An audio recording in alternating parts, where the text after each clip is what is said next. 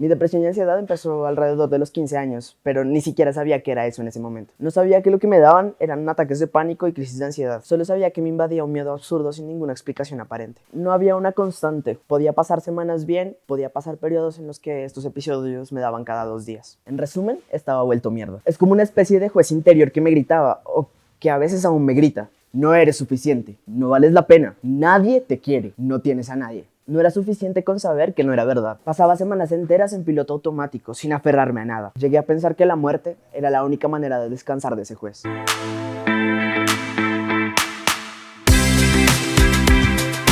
Al mismo tiempo también estaba teniendo problemas para reconocerme. Empecé a cuestionarme si mi manera de vestir, hablar, de comportarme me hacía menos mujer o más hombre. Tenía la cabeza llena de dudas y no las exteriorizaba. Mí mismo, ¿qué es ser hombre? Mí mismo, ¿qué es ser mujer?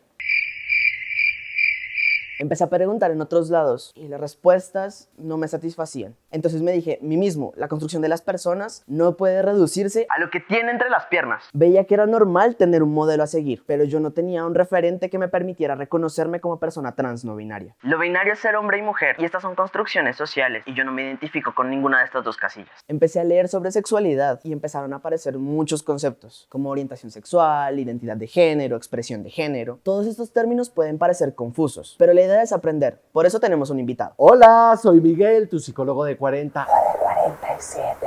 Tengo una organización que se llama Pink Consultores. Trabajamos por la inclusión de personas de los sectores LGBT, es decir, lesbianas, gays, bisexuales, transgeneristas e intersexuales, queer, questioning, etcétera, etcétera, etcétera. Hablando de diversidad sexual y de género, es importante tener claro 3 cosas: la orientación sexual, el género y el sexo. El sexo por lo general es entendido como la asignación biológica, el hecho de ser machos o hembras en los seres vivos, no solamente en los seres humanos. Ya el ser hombre o ser mujer es una construcción un poco más social, que nos lleva al término de género. El género es la construcción social sobre esos hechos biológicos que nos imponen las sociedades y las culturas, y la orientación sexual es la dirección que toman mi afectividad y mi erotismo, es decir, de quién o quiénes me quiero enamorar o con quién o quiénes quiero tener relaciones sexuales. Es fundamental entender que cuando hablamos de la parte biológica no estamos hablando únicamente de los genitales externos, de lo que podemos ver, que eso es exactamente en donde se basa la mayoría del prejuicio. La biología son procesos muchísimo más complejos, muchísimo más bellos y muchísimo más profundos, que finalmente hacen que seamos quienes seamos.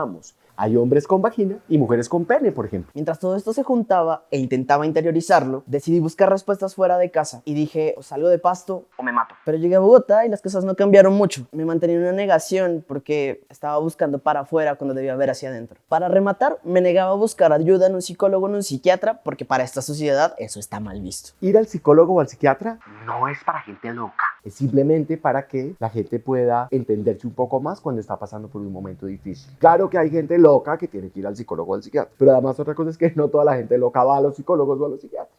Pero una idea me estalló las alarmas. Llegué a pensar cómo despedirme de mis seres queridos. Tenía que correr a buscar ayuda. No me quería morir, entonces busqué a la psicóloga de la universidad. Por la crisis terminé en el hospital. Me diagnosticaron depresión, pero lo primero que se le ocurrió al médico fue preguntarme si tenía dudas con mi orientación sexual, como si eso tuviera algo que ver. Hasta entonces no sabía cómo hablar de orientación con mis padres y mi hermano, pero la crisis me sacó del closet porque todo eso quedaba en la historia clínica. Al día siguiente de la crisis llegó mi mamá y empezar a hablar con ella, reconocerme, fue lo que me salvó la vida. Ellos, con todo su amor, se tomaron el tiempo de escucharme y de entenderme. Pero reconocer mi identidad me tomó al menos 3 años más. Ya en la universidad mi orientación sexual no era un secreto, pero sabía que había algo más. Era una sensación constante de que estaba pasando algo por alto. Estaba cansado de no entender, de no saber para dónde coger, y al mismo tiempo lidiaba con la depresión. ¿Será que las personas LGBT somos personas exclusivas?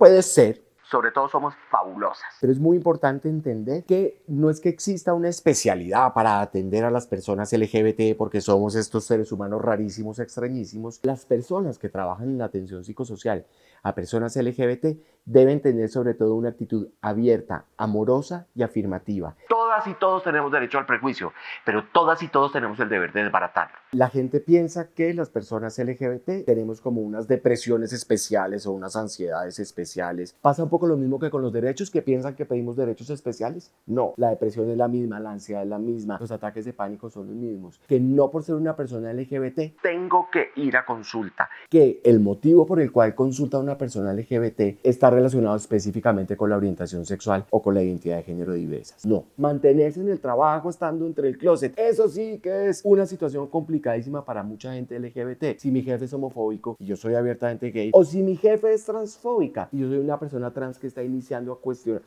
se está empezando a cuestionar quién es, qué quiere, cómo se debe expresar, pues es clarísimo que no va a estar tranquila en su trabajo y es clarísimo que probablemente se va a poner en un lugar muy ansioso y muy probablemente se va a deprimir. Seguía mal, pero mi búsqueda no paraba, hasta que el 2 de diciembre del 2016 encontré un video. Era el video de un chico trans en Canadá mostrando sus cambios en el tiempo. Pero el video empezaba con la frase: no le hago esto a mi cuerpo porque lo odie, sino porque me amo lo suficiente como para luchar por ello. Esa misma noche dije: no puedo negármelo más, y busqué un psicólogo de género. ¿Cómo está este país con respecto a la atención en salud mental para personas LGBT? ¡Jodidos! No, tampoco, no estamos tan jodidos. Sin embargo, yo creo que hay una deuda de programas de psicología, por ejemplo, en los programas de psiquiatría, de los programas de educación, inclusive de trabajo social, en hablar con claridad de este tema a los estudiantes, a los futuros profesionales. Colombia acaba de sacar una ley de salud mental, una política pública de salud mental, en donde yo no estoy tan seguro, no sé hasta dónde realmente tenga el alcance para atender a personas LGBT. Si aterrizamos esto a los servicios de salud mental, de salud general, de salud física, inclusive casi que desde odontología, muchas veces las personas LGBT podemos ser señaladas, podemos ser discriminadas y podemos ser atendidas de una manera inadecuada por el simple hecho de tener una orientación sexual o identidad de género diversas. Estaba tan confundido que la tarea de la primera sesión fue dibujarme a mí mismo, cómo quería verme, pero entré en crisis, no supe qué hacer. Pero después de mucho pensarlo, a la siguiente sesión llevé un dibujo de un muñequito con el cabello hasta los hombros, que podría representarme tanto en ese momento como en este. Y entonces me di cuenta que podía plasmar en la hoja lo que quisiera y que mi construcción podía ser de la misma manera. Empezaron las sesiones grupales y encontré gente que compartía mis dudas e inquietudes con el género. Esas sesiones tuvieron un tránsito, como yo. Primero fue en el salón y luego en la tienda de la esquina echando pola. Estos otros espacios fueron supremamente necesarios porque estar entre pares me dio la confianza y el lugar seguro para construirme como yo quisiera, como se me diera la gana. Y tener esa libertad de construcción es lo que me mantiene con vida. Después de todo esto me abracé al cambio. Todas las personas estamos cambiando y transitando todo el tiempo, no solamente las personas trans. Pedir ayuda, buscarla, fue lo que me salvó la vida. Si usted tiene un amigo, un familiar, un conocido o una conocida que está pensando en quitarse la vida por ser una persona lesbiana, gay, bisexual y transgenerista, ayúdelo, óigalo, apóyelo, acompáñelo, por favor. Miren, los estudios han mostrado últimamente que con un adulto, en el caso de niños, niñas y adolescentes, un adulto que entienda la situación de verdad de este niño, niña y adolescente, tenemos una vida salvada.